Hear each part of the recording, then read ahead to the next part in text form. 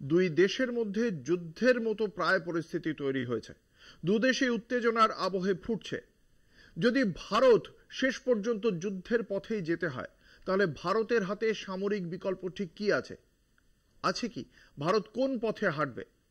একটা ছোট্ট বিজ্ঞাপনী বিরতির পর ফিরে আসছি সেই খবর নিয়ে, সঙ্গে থাকুন। প্রধানমন্ত্রী বলেছিলেন ছাড়া হবে না। পহেলগাম কাণ্ডের সেই বদলার জন্য সব রকমভাবেই তৈরি ভারত। এই মুহূর্তে আক্রমণের জন্য 4টি সামরিক বিকল্প রয়েছে ভারতের হাতে। 1, বিমান হামলা। 2, সীমিত স্থল অভিযান। 3, সার্জিক্যাল স্ট্রাইক। এবং 4, গোলাবর্ষণ। বোঝাই যাচ্ছে মারাত্মক বদলার জন্য তৈরি হচ্ছে ভারত।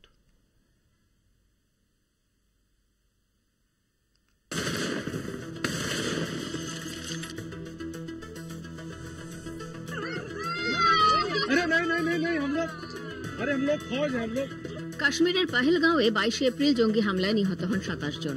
তারপর থেকেই পাকিস্তানকে কড়া জবাব দিতে কঠোর কূটনৈতিক ও নিরাপত্তামূলক পদক্ষেপ গ্রহণ করছে ভারত।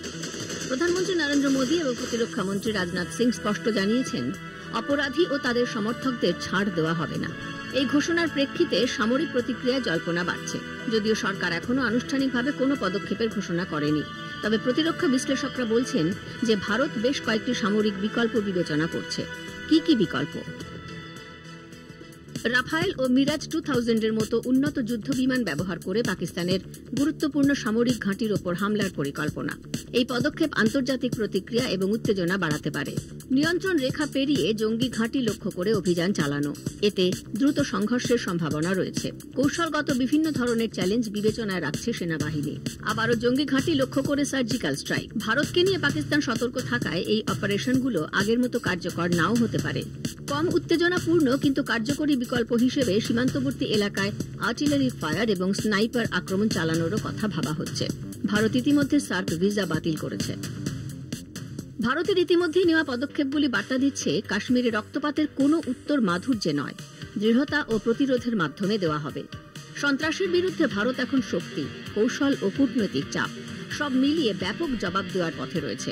এবারের বদলা যে আরো মারাত্মক হবে তা এক কথায় স্পষ্ট। কলকাতা টিভি।